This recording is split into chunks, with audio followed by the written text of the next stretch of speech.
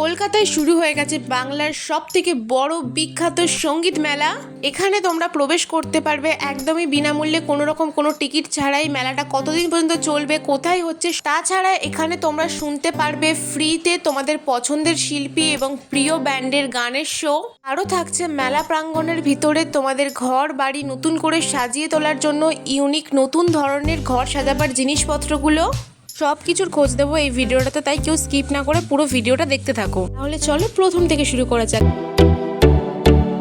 Hello everyone, welcome back to my channel Debika's live blog. আশা করছি তোমরা সবাই খুব ভালো আছো। আমিও কিন্তু ভীষণ ভালো আছি। দেখতে দেখতে কিন্তু নতুন বছর আমাদের পড়েই গেল, তাই তোমাদের সবাইকে প্রথমেই জানিয়ে রাখি হ্যাপি নিউ ইয়ার। আজকের ডেট ছিল 3 জানুয়ারি 2025। কোনো রকম প্ল্যান ছিল না যে বাইরে বেরোবো। ইনস্টাগ্রাম রিলস দেখে লোকেশনটার খোঁজ পেলাম, তাই সঙ্গে সঙ্গে রেডি হয়ে বেরিয়ে গেছি। এখানে যেতে গেলে তোমাদের প্রথমে চলে আসতে হবে মেট্রো বা বাস ধরে রবীন্দ্র সদন। ওখান থেকে 2 মিনিটের হাঁটা পথে পেয়ে যাবে আমার তোমার সকলের পছন্দের জায়গা নন্দন। কারণ নন্দনেই হচ্ছে বাংলার সব থেকে বড় বিখ্যাত সঙ্গীত মেলা। এই সঙ্গীত মেলা উপলক্ষে গোটা নন্দন অভিসদন চত্বর সেজে উঠেছে আলাদাই এক সঙ্গীতময় মাধুর্যপূর্ণ পরিবেশের মধ্যে। নন্দনের যে মেন গেট আছে এন্ট্রান্স, ওর সামনে দিয়ে ঢুকলেই তোমরা দেখতে পাবে এই রকম একটা ডেকোরেশন। আমি ঢোকার থেকে যেই দিকেই তাকাচ্ছি না কেন, শুধু আমার মুখ থেকে ওয়াও ওয়াও আর ওয়াওই বেরোচ্ছে। কারণ নন্দন চত্বরটা এত সুন্দর সেজে উঠেছে, সেখান থেকে চোখ সরানো একদমই বিস্ময়কর। এই মেলা উপলক্ষে কিন্তু নন্দনে প্রচুর লোকের আনাগোনা বেড়েই চলেছে। আর ব্যাকগ্রাউন্ডটা দেখো এত সুন্দর সাজিয়েছে, আমি কি বলবো, কোনো ভাষাই খুঁজে পাচ্ছি না। এই মেলাটা কিন্তু চলবে নন্দনে 2রা জানুয়ারি থেকে 9 জানুয়ারি পর্যন্ত। প্রতিদিন বিকাল 5টা থেকে রাত 10টা অবধি খোলা আছে। তাছাড়া এখানে কিন্তু তোমরা তোমাদের পছন্দের শিল্পী এবং প্রিয় ব্যান্ডের গান শুনতে পারবে পুরোপুরি ফ্রিতে, কোনো রকম কোনো টিকিট ছাড়াই। আমরা এমনই আছি অনেকেই জানি না এই জায়গাটা কিন্তু রবীন্দ্র সদন নামেও কিন্তু বেশ পরিচিত।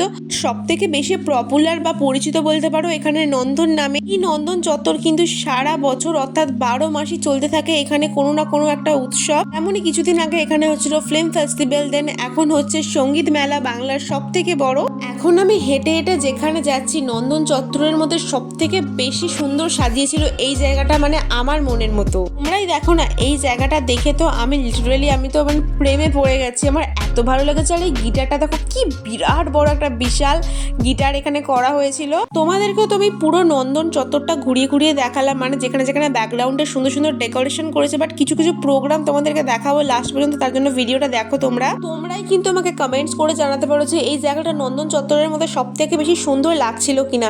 আমার তো মনের মতোই হয়েছিল। আমি বহু টাইম ধরে এখানে ওয়েট করছিলাম যে কখন ফাঁকা হবে, দেন রিল্যাক্সে একটু ভিডিও তুলবো, ফটো তুলবো, যেগুলো তোমাদেরকে শেয়ার করব, ইনস্টাগ্রামে রিলসে শেয়ার করব। সেই কারণে অনেকক্ষণ বাদে ফাঁকা পেয়েছি। তারপর ফাইনালি আমি অনেকগুলো ফটো ভিডিও এখানে তুলেছি, সেগুলো তোমাদেরকে লাস্টে আমি অ্যাটাচ করে দেখাবো সমস্তটা। এতক্ষণ ধরে তো অনেক ঘোরাঘুরি করেছি, হাঁটাহাঁটি করেছি, কিন্তু পেট পুজো তো করতে হবে, পেট তো আর কথা শুনবে না।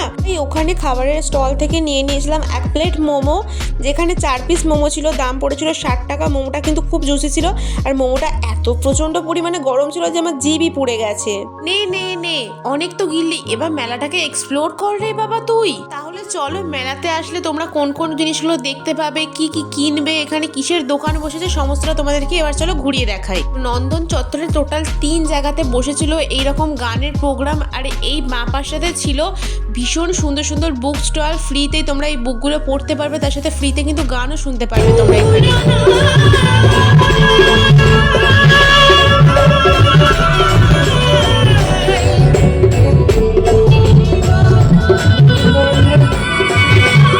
মেলাতে আসলে মেয়েদের চোখ সব থেকে বেশি যেই দিকে যায়, মানে মেয়েরা তো সাজগোজ করতে ভীষণ পছন্দ করে।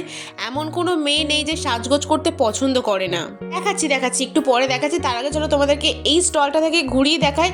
এখানে ভীষণ সুন্দর সুন্দর ঘর সাজাবার জিনিস ছিল, এই যে রিক্সাগুলো। তারপর তোমাদেরকে এখন দেখাবো একটা বুলেটস, যে গাড়িটা কিন্তু অরিজিনাল বুলেটসকেও হার মানিয়ে দেবে। ভীষণ সুন্দর ছিল এই দোকানে। আর ভীষণ সুন্দর সুন্দর কি রিংস পাওয়া যাচ্ছিল 100 টাকা করে, একদমই ইউনিক। আমার হাতে যে গানটা দেখছো, এই বন্দুকটাও কিন্তু কি রিংস একটা, খুব সুন্দর দেখতে লাগছিল। এরপর তোমাদেরকে দেখাবো একটা হাতুড়ি, হ্যামার।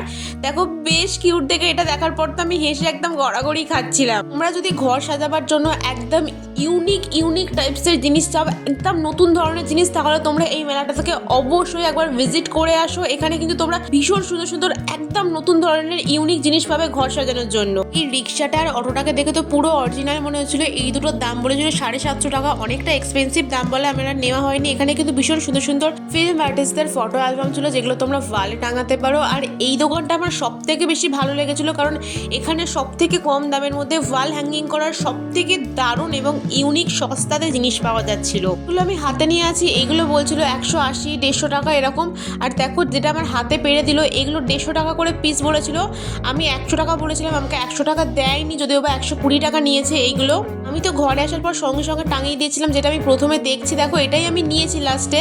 বাট আমি ভালো করে দেখে নিয়েছিলাম যে সমস্ত ঠিক আছে কিনা, ফ্লাওয়ারগুলো ঠিকঠাক আছে কিনা। তো টাকা দিয়ে জিনিস কিছু সবগুলো তো ঠিকঠাক করে দেখে নেওয়াটা তো একদমই উচিত। আমি কিন্তু পুরো ভালো করে নিখুঁত করে দেখে নিয়েছি, আর আমি কিন্তু ভীষণ খুঁতখুঁতে। দেখার পর ফাইনালি আমি ওটাই নিয়েছি, সমস্ত ওই বার্ডসগুলো ঠিকঠাক করে দেখেছি। আমার তো বেশ ভালো লেগেছে। আর লাস্টে আমি এখানে আবার চলে এসেছিলাম যখন একটু ফাঁকা টাইম পেয়েছিলাম ছবি তোলার জন্য। ফাইনালি অনেকগুলো এখান থেকে ছবি তুলেছি, আমি তোমাদেরকে লাস্টে সমস্তটা অ্যাটাচ করে দেবো, তার জন্য তোমরা একটু ওয়েট করো। মেলাতে গেলে তোমরা এত সুন্দর সুন্দর ইউনিক জিনিস পাবে যে তোমরা কিছু না কিনে বাড়ি আসতেই পারবে না। তবে দামটা একটু বেশি হাই রেঞ্জের। মিডিলে যেটা ত্রিকোণা দেখছো, এটা আমি জিজ্ঞাসা করেছিলাম, এটা বলেছিল 950 টাকা দাম, বাট অনেকটাই বেশি দাম বলেছে ওরা ওখানে। যেহেতু এগুলো সবটাই হ্যান্ডমেড, হাতে তৈরি করা জিনিস, তাই এগুলোর দাম একটু বেশি। আমি কিন্তু নিজে পার্সোনালি হ্যান্ডমেড জিনিস বানাতে বা হ্যান্ডমেড জিনিস কিনতে বেশি পছন্দ করি। এই মেলাটা কিন্তু শুধু নন্দনে হচ্ছে না, নন্দন সহ মোট 11টা জায়গায় হচ্ছে। এটা কিন্তু মমতা ব্যানার্জি পরিচালিত সমস্ত জায়গায় সঙ্গীত মেলা হচ্ছে। নন্দন ছাড়া আর কোথায় কোথায় এই মেলাটা হচ্ছে আমি কিন্তু ডেসক্রিপশন বক্সে অলরেডি দিয়ে রেখেছি, তোমরা চেক করে নিও। তার সাথে কিন্তু এখানে ফায়ার ব্রিগেডের ব্যবস্থা দেখে আমার তো খুবই ভালো লেগেছে।